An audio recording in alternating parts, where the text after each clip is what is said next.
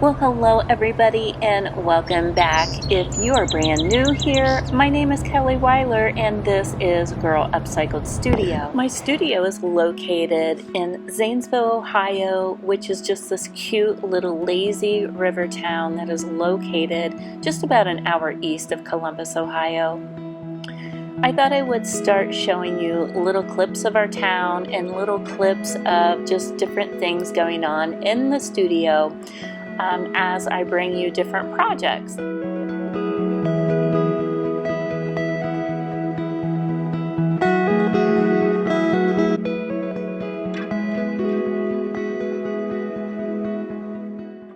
And this is going to be today's project. I'm going to teach you how I do all of these beautiful layers and a paint inlay.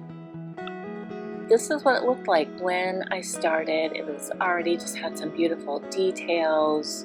It had some little bits and blemishes here and there, but overall just a great vintage piece to work on. The first step that I did was I applied all over base coat with Bohemian Blue. That is one of my favorite DIY paint colors. DIY paint is 100% natural. It is clay based. There are only 9 ingredients in this paint and it's just the best. The next layer of paints, I'm going to use 2 different colors. I'm going to use Kissing Booth and Cowgirl Coral. And again, these are both DIY paint colors. I'm going to be using them kind of sporadically, and I'm going to be placing them strategically in around the handles and around all of the detail, all of the grooves and the edges of this piece. You'll want to use a nice brush that has a nice tip, like maybe try the Lil Frenchie tip by Paint Pixie.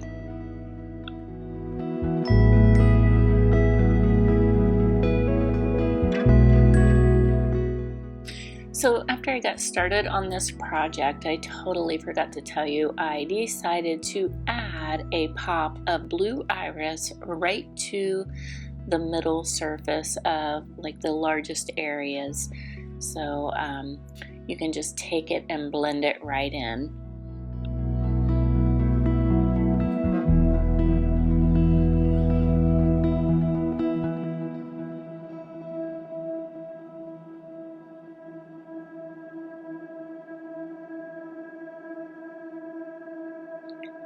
Yes, this is my very favorite DIY paint color. This is Old 57 and you can see why it's my favorite. It's just this beautiful bright turquoise color.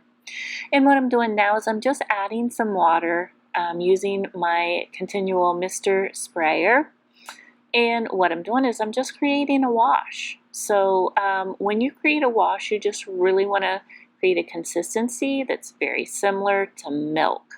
So meaning it has like that coverage, and when you see it drip, it should have that consistency like milk. So give it the old test. I put it on my brush and I like to pull my brush up and then I kind of see how it drips off of my brush, and that's really how I make the decision of how my washes are. So I don't have a complete recipe for you. That's just my technique. That's just how I work, and I can see as it's dripping off of the plate that I'm really close to where it should be right now. So I may add just a little smidgen more. It looks like it might be pretty good. Yeah, it's looking pretty good. So that's about what you want.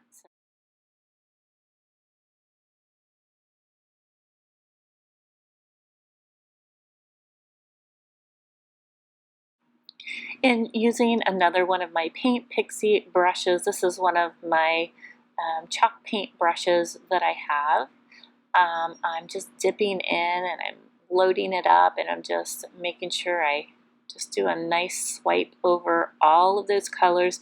Now notice I'm painting and I'm swiping it on there. It's pretty wet.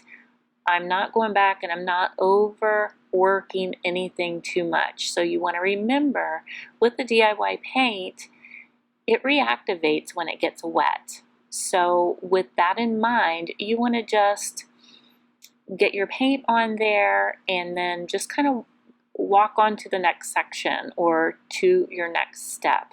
If you keep overworking it, you will completely blend everything in together. This paint is really made to be quick and easy to use, so don't overthink it. Don't make your job harder than it has to actually be. Okay, so as you probably noticed, I sprayed it down really well. This was after the piece was dry. It dries very quick, the DIY paint. And so I took this sprayer, sprayed it down, reactivated that top layer. And so now I'm going over it with my very soft silicone paint blades. I really like using the blades because they are soft. They're not going to gouge down too deep into that wood. So I feel like I have a little more control with the blades since they are made of silicone.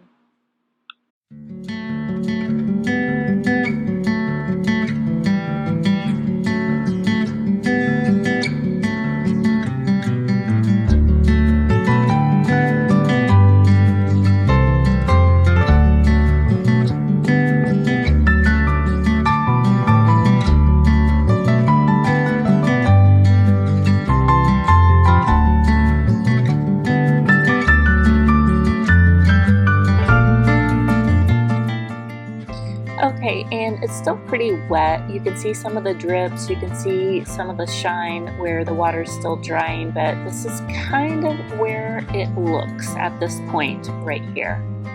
So I wanted to give you a nice overall view of what you can expect it to look like. So all we do now, we gotta sit and wait for paint to dry, guys. So let's take a little tour, and I'm going to take you through what I call my back door entrance. It's actually a main door for my new neighbors that are upstairs. That's a Bunko Jess studio. So this is the entrance to her studio, and those are the steps that go right up. And then this is my back door entrance that goes out into my hallway. And it shows you kind of the messier side of my studio where I do all the work.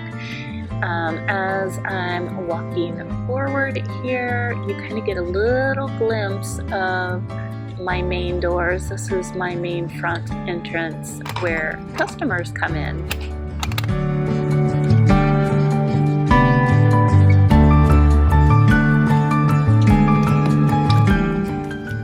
So if you ever come to visit me, this is actually what my main entrance looks like.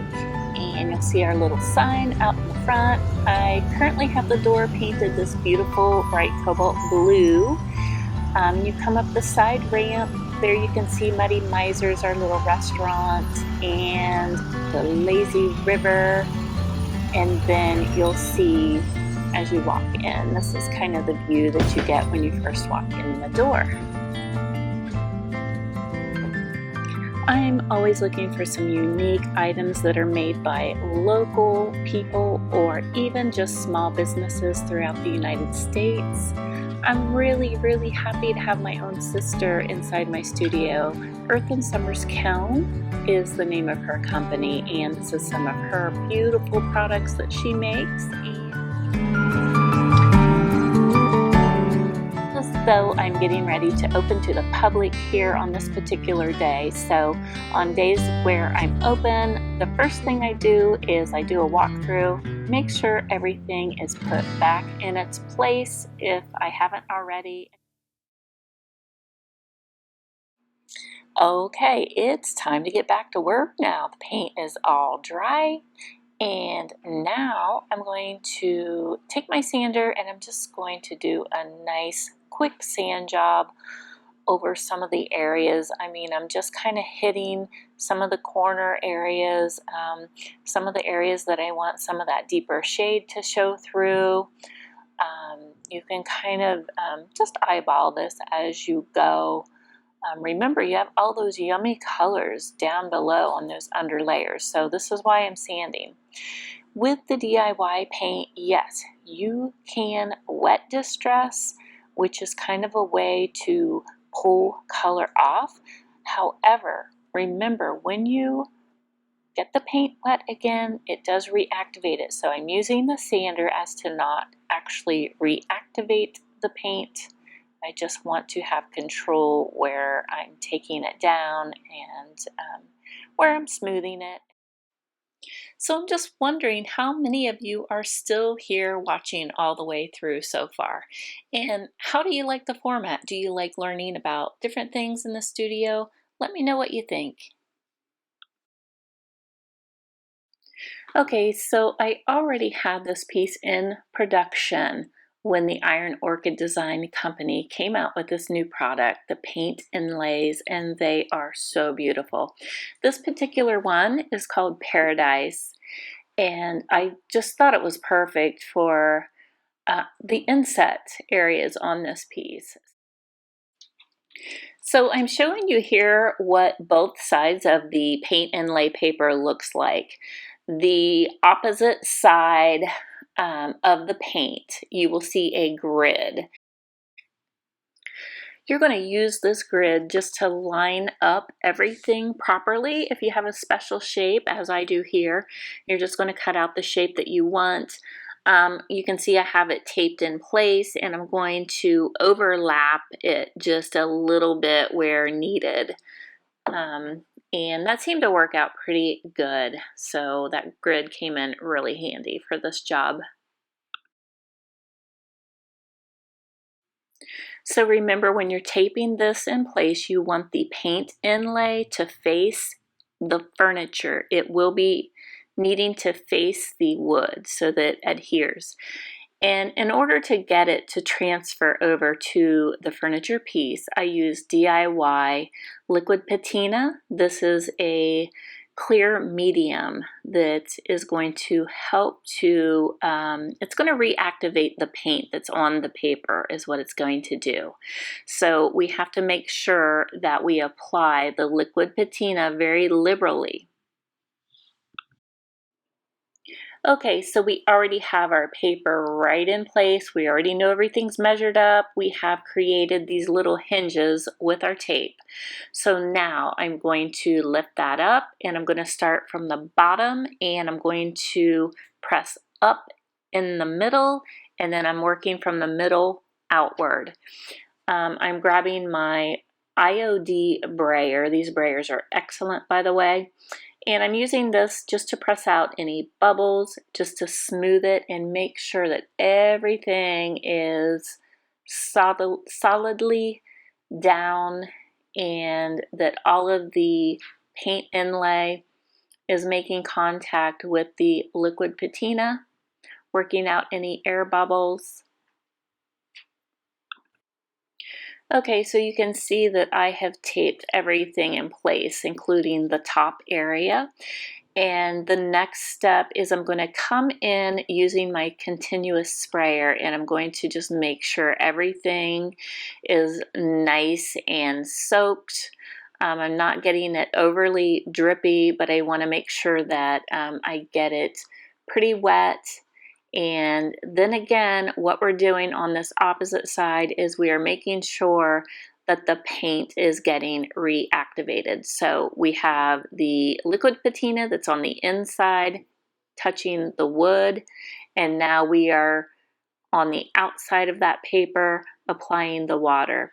I have a clean rag that is moist. I've just got it a little bit damp, and now I'm pressing that in, making sure I press every area of the detail of the paint inlay, making sure everything you don't want it soaking wet, but you want just a nice moist layer soaking through. So we want to reactivate that layer.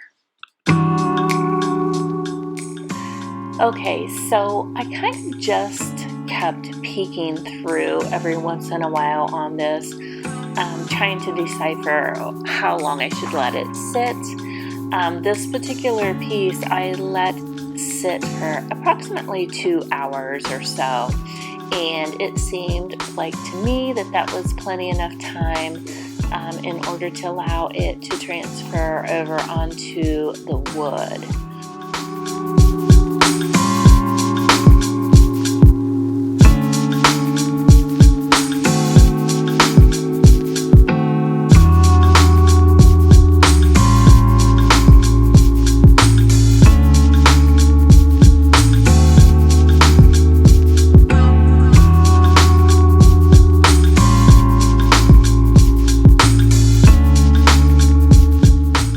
Okay, so our next step is to grab our DIY clear wax, and we are going to do a nice even layer over the entire piece of furniture, including the paint inlay that we just applied.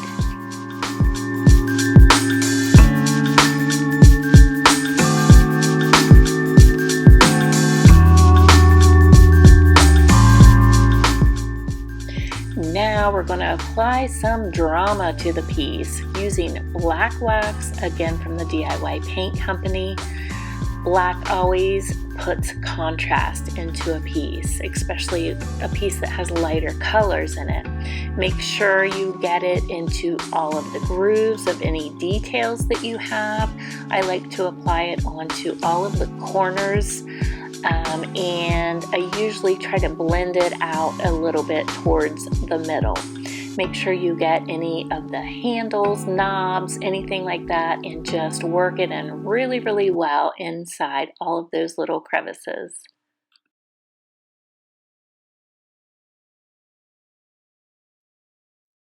And wow, look at this drama already from the black wax that we've created. So next, I'm just taking a lint-free rag, blending everything in really, really well. If there's anything that I think has grabbed a little bit too dark, I can just dip in with some clear wax, which I think you're seeing me do right now. And I'm going to apply that, and that will just help you blend it a little bit more if there's any areas that are too heavy. So that's just a great tip to keep in mind.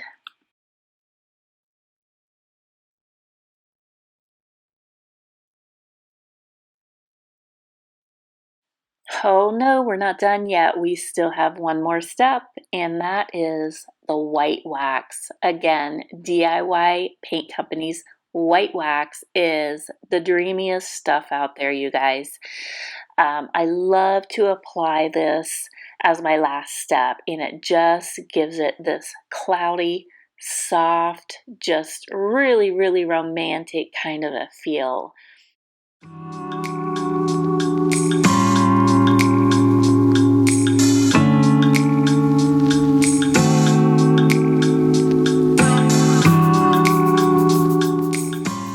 So, who's still with me? Did you make it clear to the end?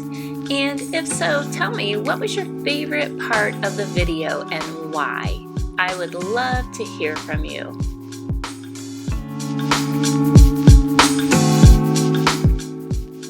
You can find all of these products at girlupcycledstudio.com. The next time you're traveling through my neck of the woods, I would love for you to drop by and say hello.